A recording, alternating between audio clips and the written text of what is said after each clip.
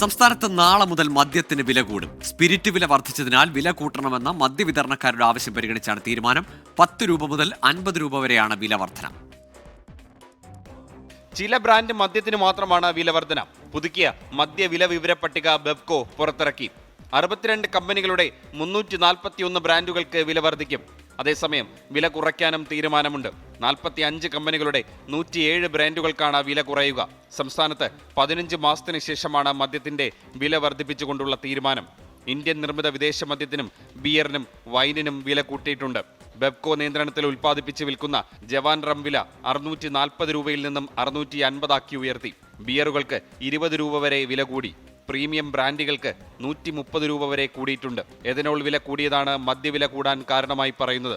ഇതേ എഥനോൾ ഉൽപ്പാദിപ്പിക്കാനാണ് പാലക്കാട് ബ്രൂവറിക്ക് അനുമതി നൽകിയത്. പാലക്കാട് ബ്രൂവറി തുടങ്ങി എഥനോൾ ഉൽപ്പാദിപ്പിക്കാനായാൽ സംസ്ഥാനത്ത് മദ്യവിലയിലും ഇത് പ്രതിഫലിക്കുമെന്നാണ് സർക്കാരിന്റെ വാദം.